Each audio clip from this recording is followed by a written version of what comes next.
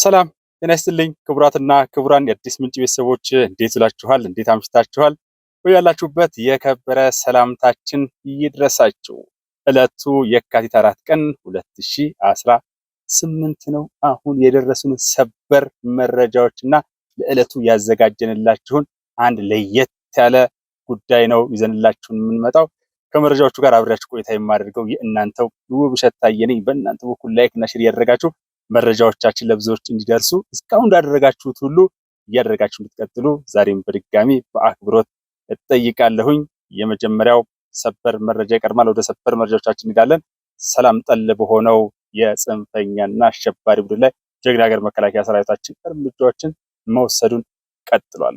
ሁለተኛው ጉዳይ ሮይተርስ ሰሞኑን እንግዲህ በቤኒሻንጉል ክልል የሆነ ቦታ ላይ ዩናይትድ አረብ ኤሚሬት የሆነ ካምፕ እየሰራች ነው ያለችው በሚል እጅግ በጣም አስገራሚ ሆነ በጥናት ላይ የተመሰረተ መረጃዎችን በአካትቼ ነው ወዘተ በሚል ያደረጋቸው ነገሮች ነበሩ። የሳተላይት ምስሎችን መውሰድና በመሳሰሉት ይህ ነገር በዛሬው ዕለት እርቃኑን ቀርቷል። ይህንን እርቃኑን ያስቀረልን ደግሞ የአዲስ ምንጭ የምንጊዜም ወዳጅ የሆነ የአዲስ ሪፖርተሩ ባለቤት ነው። እሱ ያደረሰንን መረጃ ወደ በኋላ ላይ እኔ አቀርብላችኋለሁኝ ማለት ነው። ይህንን በጣም የተደከመበትን ሐሰተኛ ዲስኢንፎርሜሽን የሆነ ጉዳይ ለማጣራት አንገፋው ጋዜጠኛ የሄደበት መንገድ አዲስ ሪፖርተር የምትሰይ የዩቲዩብ ቻናል አለች። እሷን ፒን አድርግላችኋለሁኝ። ለውለታው ሰብስክራይብ እያደረጋችሁ ገብታችሁ ደግሞ እየተከታተላችሁ አንዳንድ መረጃዎችን እንድትቀጥሉ አደርጋለሁ። እኔ ሁለቱም በተከታታይ አቀርብላችኋለሁ። መጀመሪያ ሰበር መረጃዎቻችንን ተከታተሉ። በማስከተል ቀደም ሲል ያነሳሁት ይከተላል ማለት ነው። ሰላም፣ አብረን እንቆይ። የቀረበለትን ተደጋጋሚ የሰላም ጥሪ አሻፈረኝ ባለው የጽንፈኛና አሸባሪ ቡድን ላይ ከተደበቀበት በመለቃቀም የተሳካ ኦፕሬሽን እያካሄደ መሆኑን መከላከያ ሰራዊት ያደረሰን ሰበር መረጃ አመለከተ። ስድስተኛ ዕዝ ግዳጅ እየፈጸመ በሚገኝባቸው በአማራና ኦሮሚያ አዋሳኝ ዞኖች የሰላም አማራጭን ባልተቀበሉ ርዝራዥ የጽንፈኛና አሸባሪ ሸኔ ቡድኖች ላይ ከተደበቁበት በመለቃቀም አካባቢውን እያጸዱ እንደሚገኙ የዕዙ ዘመቻ ኃላፊ የሆኑት ኮሎኔል ፋሲካ ወርቁ ተናግረዋል። ዕዙ ሰሞኑን ባካሄደው ልዩ ኦፕሬሽን ሰራዊታችን እስካሁን ባልደረሰባቸው እጅግ ፈታኝና አስቸጋሪ በረሃማና ሸለቆ ቦታዎች ድረስ መንገድ ጠርጎ በመግባት በተለይ በኦሮሚያና አማራ ክልሎች አዋሳኝ በሆነችው ደራ ወረዳ ውስጥ የሚገኙ ባይት፣ ኦቦ ጎዶ፣ ኦሞ ቦኒያ፣ በሬሳ ገብሩ ተብለው በሚጠሩ ቆላማ አካባቢዎች ባካሄዳቸው ስምሪቶች የጽንፈኛ ቡድኑ ዋና ማሰልጠኛና መገልገያ 3 ካምፖችን በመደምሰስ በአካባቢው የሚገኙ የገጠር ቀበሌዎችን ከጽንፈኛው ማጽዳት መቻሉን ኃላፊው አስረድተዋል። በዚህ ኦፕሬሽን የሀገርን ሰላም በማናጋትና በንጹሃን ዜጎች ላይ ግፍ በመፈጸም የጥፋት ዕድሜውን ለማራዘምና አሁንም የህዝብን መከራና ስቃይ ለማብዛት በየሸጥና ቁጥቋጦ ስር ተደብቆ ይንቀሳቀስ በነበረው ጽንፈኛና አሸባሪ ቡድን በተወሰደበት የጠናና የተቀናጀ እርምጃ ዳግም እንዳንሰራራ ሆኖ ተመቷል ብለዋል። ዕዙ የጠላትን የሽምቅ ውጊያ ባህሪ በሚገባ ያጠናና በዳበረ የውጊያ ሳይንስና ጥበብ ተጠቅሞ ጠላት ተገን አድርጓቸው የነበሩትን አስቸጋሪ ተፈጥሯዊ መሰናክሎች ሳይበገር ድንገተኝነትን በማትረፍ የጠላትን መረጃና ሎጂስቲክ መስመር በመቁረጥና ከበባ ውስጥ በማስገባት በአጭር ጊዜ ውስጥ የተሳካ ኦፕሬሽን ማካሄዱን ኮሎኔል ፋሲካ አብራርተዋል። ጽንፈኛና አሸባሪ ቡድኑ እየደረሰበት ያለውን ከባድ ኪሳራ ተከትሎ ሳይወድ በግድ ተገዶም ቢሆን እጅ እየሰጠና እየተበታተነ ሲሆን በነበረው ልዩ ኦፕሬሽን የቡድኑን አባላት ሲደመስስና ሲያቆስል የቡድኑን አባላት ጨምሮ በርካታ ክላሽንኮፍ፣ ብሬን መትረየስ፣ ኤስኬስ ጠመንጃዎች፣ ቦምብ፣ የወገብ ትጥቅና በርካታ ተተኳሾች ከሞተር ሳይክል ጋር በቁጥጥር ስር መዋል መቻሉ ተገልጿል። ወደ ሁለተኛው ሰበር መረጃ ስንሸጋገር በዋግ ኽምራ ብሔረሰብ አስተዳደር በሳህላ ሰየምት ወረዳ ለህገ ወጥ ዓላማ ሊውል የነበረ 4880 የክላሽንኮፍና የብሬን ተተኳሽ ጥይት ከነ ተጠርጣሪው መያዙን የወረዳው ፖሊስ ጽሕፈት ቤት አስታውቋል።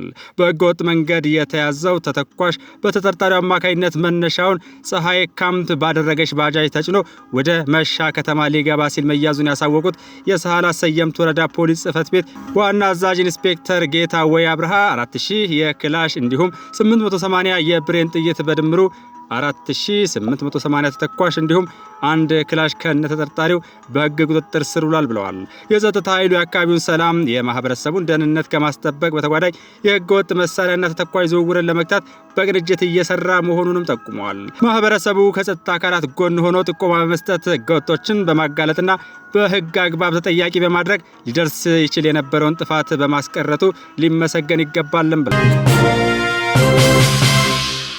ወደ ቀጣይ ወሳኝ መረጃችን ስንሸጋገር በአማራ ክልል ባለፉት ዓመታት የተደረገው የትጥቅ ትግል ክልሉም በልማት ወደ ኋላ እንዲቀር ያደረገ እንደሆነ የአፋሕድ ምክትል ሊቀመንበር ወታደራዊ አዛዥና የወሎ ቤተ አምሐራ ጠቅላይ ግዛት እዝ ዋና አዛዥ ኮሎኔል ፈንታው መሐባ ገልጸዋል። ኮሎኔሉ ከአሚኮ የኛ ጉዳይ ጋር ዝግጅት በነበራቸው ቆይታ ወደ ትጥቅ ትግል ለመግባት መነሻ የነበሩ ምክንያቶች የአማራ ህዝብ የህልውና ስጋቶች፣ ፍትሃዊ የልማት ተጠቃሚነት፣ የትክክለኛ ውክልና ያለመኖር፣ የሐሰት ትርክትና የወሰን ማንነት ጥያቄዎች እንደነበሩ አንስተዋል። ነገር ግን ወደ ትግል ከተገባ በኋላ በአማራ ህዝብ ታሪካዊ ጠላቶች በትህነግ በሻዕቢያና በግብጽ ትግሉ ተጠልፏል ሲሉ አረጋግጠዋል። እነዚህ ታሪካዊ ጠላቶች የአማራ ህዝብ ጥያቄዎች እንዲፈቱ ከቶንም ፍላጎት የሌላቸው ኢትዮጵያም እንድትፈርስ የሚፈልጉ መሆናቸው ታሪክ ይመሰክራል ብለዋል። አፋሕድ ከእነዚህ ታሪካዊ ጠላቶች ጋር የሚሰራበት ምንም ዓላማ ስለሌለው ወደ ሰላማዊ የትግል መድረክ መጥቷል ነው ያሉት። ባለፉት ዓመታት የተደረገው ግጭት በአማራ ክልል በማህበራዊና ኢኮኖሚያዊ ዘርፍ በርካታ ጉዳት አድርሶበታል፣ የሰላም እጦቱ ክልሉን ወደ ኋላ መልሶታል ያሉ ሲሆን ትግሉ በአማራና በኢትዮጵያ ታሪካዊ ጠላቶች በመጠለፉ ህዝቡ ጦርነቱን የሚሸከምበት አቅም ስለሌለው ችግሮችን በውይይት ለመፍታት በማቀድ አንድ ዓመት ያህል ሰፊ ውይይት ከተደረገና ዓለም አቀፍ ተቋማት ተሳትፈውበት ወደ ሰላማዊ ስምምነት መምጣታቸውን ገልጸዋል። አሁን ላይ የምክክርና ውይይት አማራጮች ባሉበት ሁኔታ ለከፋ ጉዳት የተዳረገ ክልልን በጦርነት ማቆየት ለአማራ ህዝብ እታገላለሁ ከሚል አካል ስለማይጠበቅ ችግሮችን በውይይት ወደ መፍታት አማራጭ ለመምጣት ዛሬም ከቶንም አረፈደም ብለዋል።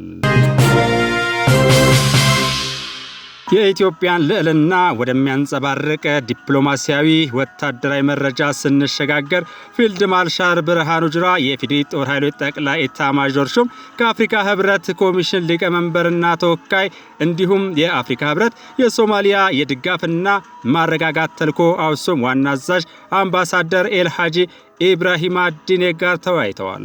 የኢትዮጵያ መከላከያ ሰራዊት ለቀጠናው ሰላም መረጋጋትና ደህንነት የሚያደርገውን ድጋፍም አጠናክሮ ይቀጥላል ብለዋል። የኢፌዴሪ ጦር ኃይሎች ጠቅላይ ኤታማዦር ሹም ክቡር ፊልድ ማርሻል ብርሃኑ ጁላ በውይይቱም የኢትዮጵያ መከላከያ ሰራዊት ለቀጠናው ሰላም መረጋጋትና ደህንነት የሚያደርገውን ድጋፍ አጠናክሮ እንደሚቀጥል ያረጋገጡ ሲሆን አምባሳደር ኤልሃጂ ኢብራሂም አዲኔ በበኩላቸው የኢትዮጵያ መከላከያ ሰራዊት የአውሶምን ተልዕኮ ተግባራዊ ለማድረግ እያበረከተ የሚገኘውን አስተዋጽኦ አድንቀዋል።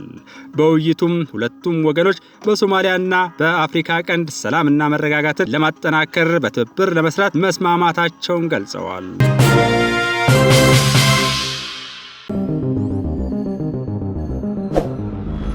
የእርስ በርስ ጦርነት ውስጥ ከምትገኘው ሱዳን ጋር በሚጎራበተው ቤኒሻንጉል ጉሙዝ ክልል ውስጥ የአማጺው የሱዳን ፈጥኖ ደራሽ ኃይል የስልጠና ካምፕ መገንባቱን ከምንጮችና ከሳተላይት ምስሎች አረጋገጥኩ ሲል ሮይተርስ አስታውቋል። የሱዳን ፈጣን ኃይሎች ብሉ ናይል ዙሪያን መቆጣጠራቸውን ተከትሎ የሱዳን መንግስት ላሰማው ክስ ሮይተርስ ድጋፍ የሚሆንና ኢትዮጵያን የሚወነጅል መረጃን ያሰራጨው። ይህንን ሮይተርስ ራሱ ያልተረጋገጠ በማለት ባወጣው ዘገባ የጠቀሳቸው ሰዎችም አይታወቁም።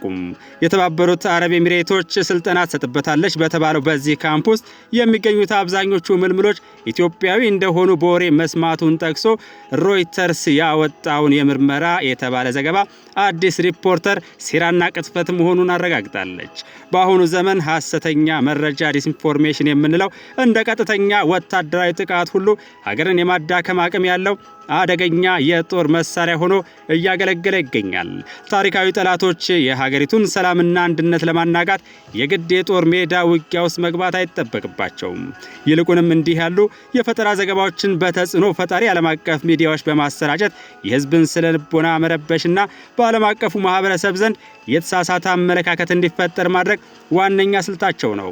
ይህ ድብቅ ጦርነት በተለይ እንደ ኢትዮጵያ ባሉ በማደግ ላይና ስትራቴጂካዊ ጠቀሜታ ባላቸው ሀገራት ላይ ሆን ተብሎ የሚሰነዘር የዲፕሎማሲና የፖለቲካ ጥቃት አካል ነው። ሮይተርስ በድረገጹ ኢትዮጵያ ቢውልድስ ሴክሬት ካምፕ ቱ ትሬን ሱዳን ራፒድ ሰፖርቲቭ ፎርስ ፋይተርስ በሚል ርዕስ ያወጣው የምርመራ ዘገባ የተባለ ጉዳይ የዚሁ የሐሰተኛ መረጃ ዘመቻ አካል ነው። ሮይተርስ በዘገባው ላይ የሳተላይት ምስሎችን እንደ ዋነኛ ማስረጃ ማቅረቡ በቴክኖሎጂ የታገዘ የሐሰት መረጃ ትንተና ቴክኒካል ዲስኢንፎርሜሽን ለፕሮፓጋንዳ ፍጆታ የመጠቀም አንዱ ማሳያ ነው። የሳተላይት ምስሎች በራሳቸው ገለልተኛ ቢሆኑም በምስሎቹ ላይ የሚሰጠው ትርጓሜ ግን እንደ ተንታኙ ፍላጎት ሊቀያየር ይችላል። ዘገባው በሲቪል ግንባታዎች ወይም በመደበኛ የመከላከያ መሰረተ ልማቶች ላይ የውጭ ተዋጊዎች ካምፕ የሚል የፈጠራ ስያሜ በመስጠት ምስሎቹን ለፖለቲካዊ ጫና ማሳደሪያነት ተጠቅሞባቸዋል። በመሆኑም ይህን የሮይተርስ ዘገባ የሐሰት መሆኑን ለማረጋገጥ ዘገባውን በአስተውሎት እስከ መጨረሻው ያነበበ ሰው በቀላሉ መረዳት ይቻላል። አዲስ ሪፖርተር ይህንን የሐሰት ዘገባ ሌላ ማስረጃና ማኝ ሳያስፈልጋት እንደሚከተለው በዝርዝር አጋልጣ እርቃኑን አስቀርተዋለች። የሮይተርስ የምርመራ ዘገባ ሲጋለጥ በመጀመሪያ ዘገባው ራሱ የጠቀሳቸው መረጃዎች እርስ በርሳቸው የሚጋጩ መሆናቸውን ማየት ይቻላል። ዘገባው የሳተላይት ምስሎችን እንደ ዋነኛ ማስረጃ ቢያቀርብም በምስሎቹ ላይ የቀረበው ትርጓሜ ግን ተአማኒነት የጎደለው ነው። ለዚህም ትልቁ ማስረጃ ታዋቂው የመከላከያ መረጃ ተንታኝ ጄንስ የሰጠው አስተያየት ነው። ሮይተርስ በዘገባው ላይ ጄንስ said it could not confirm the site was military based on their analytic of the imagery በማለት የገለጸው ሐሳብ የቀረበው ምስል ወታደራዊ እንቅስቃሴን እንደማያሳይ በተዘዋዋሪ ያረጋግጣል። ይህ ሆኖ ሳለ ሮይተርስ ምስጢራዊ የጦር ካምፕ የሚል ስያሜ መስጠቱ ዘገባው አስቀድሞ ኢትዮጵያን ለመወንጀል ታቅዶ የተሰራ መሆኑን ያሳያል።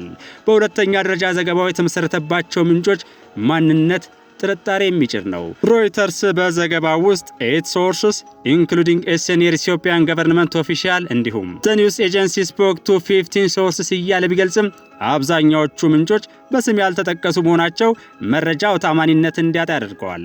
እንዲህ ያሉ ለደህንነት ሲባል ስማቸው አልተጠቀሰም የሚባሉ ምንጮች ብዙውን ጊዜ ለፖለቲካ ፍጆታ የሚፈጠሩ ወይም በአንድ ወገን የሚሰጡ የተዛቡ መረጃዎች መሆናቸው የታወቀ ነው። ይህ መረጃውን በገለልተኛ ወገን ለማረጋገጥ አስቸጋሪ ያደርገዋል። በሶስተኛ ደረጃ ዘገባው በአሶሳ አውሮፕላን ማረፊያን ከሱዳን ጦርነት ጋር ለማገናኘት የሄደበት ርቀት እጅግ አሳሳች ነው። ሮይተርስ the analyst and the expert said airport had become instrumental in supplying the rapid supportive force across the border in Sudan በማለት ያሰፈረው ሐሳብ ምንም አይነት ተጨባጭ የበረራ መረጃ ወይም ተያያዥ ማስረጃ የሌለው ግምት ብቻ ነው። ኢትዮጵያ የራሷን ድንበርና እንደ ታላቁ ህዳሴ ግድብ ያሉ ስትራቴጂካዊ ተቋማትን ለመጠበቅ የአየር ኃይል አቅሟን የማጠናከር ሉዓላዊ መብት ያላት ቢሆንም ይህንን ከጎረቤት ሀገር አማጽያን ጋር ለማገናኘት መሞከር የተለመደ የፕሮፓጋንዳ ስራ ነው። በአራተኛ ደረጃ በዘገባ ውስጥ የተጠቀሱት የጭነት መኪናዎች መረጃ እጅግ ደካማ ማስረጃ ላይ የተመሰረተ ነው። ሮይተርስ the news agency couldn't independently verify what the trucks carried በማለት በግልጽ የተቀመጠው ሐሳብ በጭነት መኪናዎቹ ውስጥ ሰራዊት ስለመኖሩ ወይም ስላለመኖሩ ምንም አይነት ማረጋገጫ እንደሌለ ያሳያል። መኪናዎቹ በኢትዮጵያ ወታደራዊ ሞዴል መመሳሰላቸው ብቻ ለሌላ ሀገር ታጣቂዎች ስልጠና እንደዋሉ እየዋሉ ነው ለማለት የሚያስችል በቂ መነሻ ሊሆን አይችልም። ይህ የሚያሳየው ዘገባው በግምት ላይ የተገነባ መሆኑን ነው። በአምስተኛ ደረጃ የዘገባው አዘጋጆች ያሉበት ቦታና የዘገባው ጊዜ የግብፅን ፍላጎት የሚያንጸባርቅ ነው። ሮይተርስ በመጨረሻው ክፍል ላይ አዲሽናል ሪፖርቲንግ ባይ አሌክሳንደር ጄዝ ናፊሳ ኤልታሄር ኤንድ አህመድ ሻላቢ ኢን ካይሮ በማለት የዘገበው አንድ አካል የሆኑ ጋዜጠኞች መቀመጫቸው ካይሮ መሆኑን ገልጿል። ግብጽ በህዳሴ ግድብ ዙሪያ ያላትን ፖለቲካዊ ፍላጎት ለማስጠበቅ ኢትዮጵያን በቀጠናው ውስጥ እንደ ስጋት አድርጎ የማቅረብ ጽኑ ፍላጎት እንዳላት ይታወቃል። ዘገባው በዚህ መልኩ መቀናበሩ የግብጽን የዲፕሎማሲ አጀንዳ ለማስፈጸም የታለመ መሆኑን በግልጽ ያሳያል። በስድስተኛ ደረጃ ዘገባው ዩናይትድ አረብ ኤሚሬት ፋይናንስ ዘ ካምፕስ ኮንስትራክሽን ኤንድ ፕሮቫይደድ ሚሊተሪ ትሬነርስ የሚለውን ክስ ቢሰነዝርም ሮይተርስ ራሱ መልሶ the news agency couldn't independently verify United Arab Emirates involvement in the project or the purpose of the camp በማለት ሐሰተኝነቱን በራሱ ቃል አረጋግጧል። በሁለቱ ሀገራት መካከል ያለው ግልጽ የኢኮኖሚ ትብብር እንደ ምስጢራዊ ወታደራዊ ጥምረት ተደርጎ መቅረቡ በኢትዮጵያ ላይ ዓለም አቀፍ ጫና ለመፍጠር የተደረገ ሙከራ ነው። በመጨረሻም ዘገባው የሱዳን መንግስት በኢትዮጵያ ላይ ያለውን ቀደም ሲል የጠላትነት አመለካከትና ትንኮሳ ችላ ብሎታል። ሱዳን የኢትዮጵያን መሬት በኃይል መያዟና ጸረ ኢትዮጵያ ኃይሎችን እያሰለጠነች መሆኑ የታወቀ ሀቅ ሆኖ ሳለ ሮይተርስ ኢትዮጵያን እንደ ጣልቃ ገብ አድርጎ መሳሉ ፍጹም ሚዛናዊነት የጎደለው ነው። ይህ ዘገባ ኢትዮጵያ በቀጠናው ያላትን የሰላም አስከባሪነት ሚና ለማሳነስና በሐሰተኛ የሳተላይት ትንታኔ ህዝብን ለማሳሳት ሆን ተብሎ የተዘጋጀ የዲስኢንፎርሜሽን ውጤት ነው።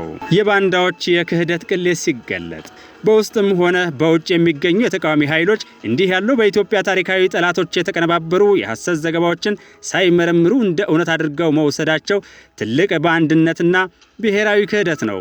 ይህ ድርጊት የሀገሪቱን ገጽታ ከማበላሸቱም በላይ የውጭ ኃይሎች የኢትዮጵያን የውስጥ ልዩነት ተጠቅመው ሀገራዊ አንድነትን እንዲሸረሽሩ ምቹ ሁኔታን ይፈጥርላቸዋል። ተቃዋሚዎች ከገዢው ፓርቲ ጋር ያላቸውን ልዩነትና የሀገርን ሉዓላዊነትና ደህንነት ለይተው ማየት አለባቸው። እንዲህ ያሉ ዘገባዎች በስሌት የሚቀነባበሩት ቀደም ሲል የነበሩ የተሳሳቱ አመለካከቶችንና ጥርጣሬዎችን እውነት አስመስለው በማቅረብ የህዝብንና የአመራርን አንድነት ለመሸርሸር ነው። በተለይም የታሪካዊ ጠላቶች የሐሰት መረጃ ትንታኔን በመጠቀም ኢትዮጵያን በቀጠናው ግጭት ተላላኪ አስመስለው ለማቅረብ የሚሰሩት ስራ በሀገር ወዳድ ዜጎች ዘንድ በቀላሉ ሊታወቅ ይገባል። የፖለቲካ ልዩነትን ለሀገር ጠላቶች በጎጆ መክፈቻነት ማቅረብ የሀገርን ህልውና አደጋ ላይ የሚጥል አደገኛ አካሄድ ነው። አሁን ባለንበት ወቅት ታላላቅ ሀያላን እና መካከለኛ ሀገራት በቀጠናችን ባለው ስትራቴጂካዊ ቦታ ላይ ከፍተኛ የፉክክር ሽሚያ እያደረጉ ይገኛሉ። በዚህ የጥቅም ግጭት መሃል ኢትዮጵያ ሉዓላዊነቷን ለማስከበር የምታደርገው ጥረት ፍሬ እንዲያፈራ የዓላማና የአመራር አንድነት ወሳኝ ናቸው። ተቃዋሚ ኃይሎች ያለማስረጃ የሚለቀቁ ወሬዎችን እንደ ድጋፍ መረጃ ሲጠቀሙ ኢትዮጵያ በዓለም አቀፍ መድረክ ያላትን ተሰሚነትና የመደራደር አቅም ያዳክሙታል።